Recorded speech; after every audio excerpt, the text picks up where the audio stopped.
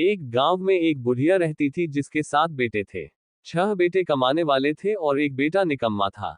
बुढ़िया माँ 6 पुत्रों का जूठा 7वें पुत्र को देती। 7वां पुत्र एक दिन अपनी पत्नी से बोला, देखो मेरी माता का मुझ पर कितना प्रेम है।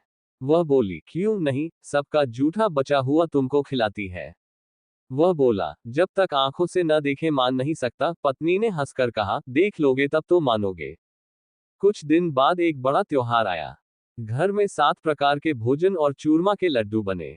वह पत्नी की बात को जांचने के लिए सिरदर्द का बहाना बनाकर पतला कपड़ा सिर पर ओढ़कर रसोई में जाकर सो गया और कपड़े में से सब देखता रहा। 6 भाई भोजन करने आए। उसने देखा, माँ ने उनके लिए सुंदर सुंदर आसन बिछाए, 7 प्रकार की रसोई परोसी और आग्रह कर करके उन्हें भोजन कराती रही। वह देखता रहा। 6 भाई भोजन कर उठ गए तब माँ ने उनकी 5 थालियों में से लड्डुओं के टुकड़ों को उठाया और एक लड्डू बनाया।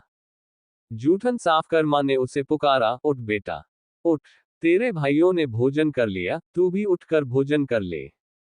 उसने कहा, माँ मुझे भोजन नहीं करना, मैं परदेश जा रहा हूँ। माता ने कहा, कल जाना हो तो आज ही जा। वह बोला, हाँ हाँ जा रहा हूँ। ये कहकर वह घर से निकल गया। चलते समय उसे पत्नी की याद आई। वह गौशाला में कंडे थाप रही थी। वहां जाकर वह बोला, मेरे पास तो कुछ नहीं है, यह अंगूठी है, सो ले लो और अपनी कोई निशानी मुझे दे दो। वह बोली, मेरे पास क्या है, ये गोबर भरा हाथ है। ये कहकर पत्नी ने उसकी पीठ पर गोबर के हाथ की थाप मार दी। वह चल दिया। चलते चलते दूर देश में पहुंचा। वहां एक साहूकार की दुकान थी। वहां जाकर बोला, सेठ जी मुझे नौकरी पर रख लो। साहूकार को नौकर की सख्त जरूरत थी। साहूकार ने कहा, काम देखकर तनख्वाह मिलेगी। उसने कहा, सेठ जी जैसा आप ठीक समझे। उसे साहूकार के यहाँ नौकरी मिल गई। वह वहां दिन रात काम करने लगा। कुछ दिन में दुकान का लेन देन, हिसाब किताब, ग्राहकों को माल बेचना, सारा काम करने लगा। साहूकार के 7-8 नौकर थे। वे सब चक्कर खाने लगे। लेकिन उसने अपनी लगन, परिश्रम और ईमानदारी से सभी को पीछे छोड़ दिया। उसे अपने किए का फल मिला। सेठ ने भी उसका काम देखा और 3 महीने में ही उसे मुनाफे में साझीदार बना लिया। परिश्रम करते करते 12 वर्ष में ही वह नगर का नामी सेठ बन गया और सेठ अपना सारा कारोबार उस पर छोड़कर बाहर चला गया। इधर उसकी पत्नी पर क्या बीती वह सुने। सास ससुर उसे दुख देने लगे। गृहस्थी का काम करवाकर उसे लकड़ी लेने जंगल में भेजते।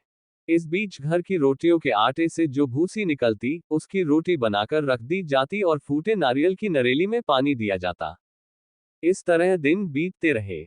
एक दिन वह जब जंगल में लकड़ी लेने जा रही थी तब उसे रास्ते में बहुत सी स्त्रियां संतोषी माता का व्रत करती दिखाई दी। ये वहां खड़ी होकर पूछने लगी, बहनों ये तुम किस देवता का व्रत करती हो और इसके करने से क्या फल होता है? इस व्रत के करने की क्या विधि है?